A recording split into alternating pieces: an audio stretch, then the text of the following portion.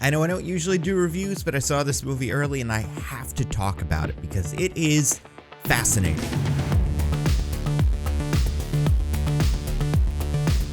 I really wanted to love Matrix Resurrection. I'm a gigantic fan of the Wachowskis.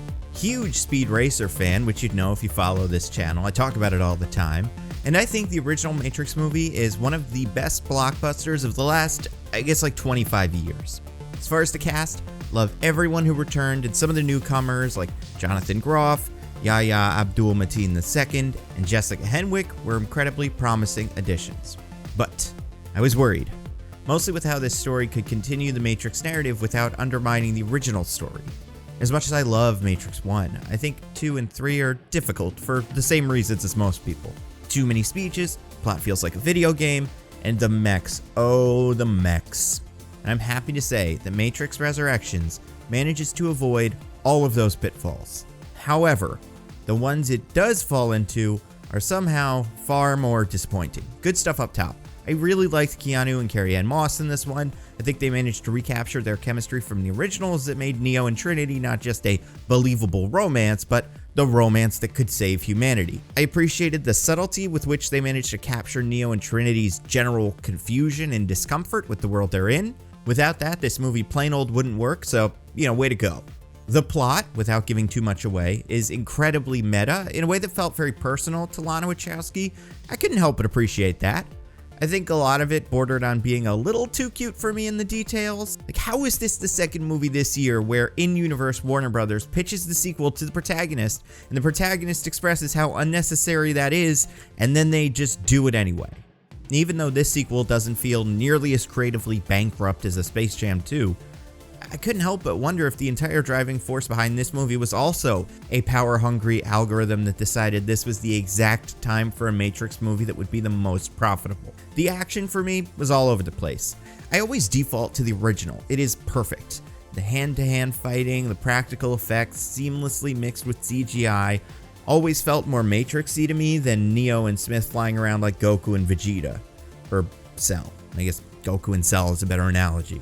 But I know that some people enjoy the CGI, and it isn't like I don't like that in my blockbusters, far from it, but it just isn't what I love about The Matrix. And while Resurrections certainly has some practical fight scenes, it also has a lot of CGI, especially the finale. Impressive CGI, but too much, at least for me.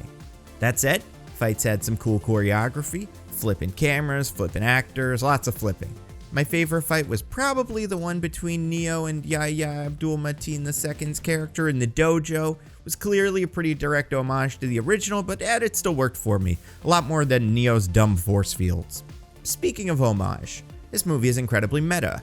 And the trouble with sequels that not only reference the original but also comment on referencing the original is that it becomes difficult to separate the purposeful commentary from poor execution. Like the CGI. Is that Lana critiquing the nature of CGI in modern blockbusters?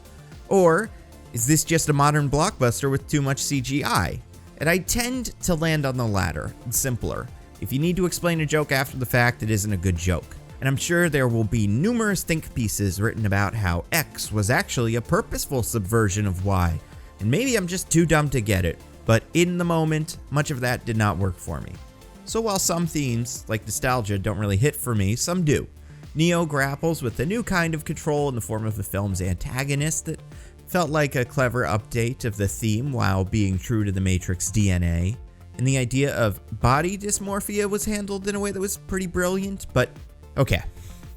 Stuff I did not like. There are 3 characters that did not work for me in this. First, Yahya. Without getting into what his deal is, he does not feel like a decent representation of that character. He's a little too, quippy, aloof.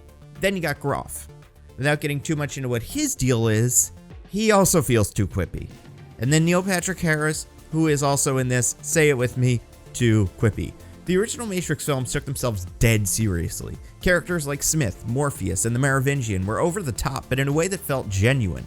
Whereas many of these newcomers all felt like they went to the Tony Stark School of Acting. Can't play a scene completely straight, we need to fill it with some little jokes, winks, nods. They all have to be very casual. And while they all felt very similar to each other, none of them felt particularly Matrix. And yes, is this commentary or is it just not great writing?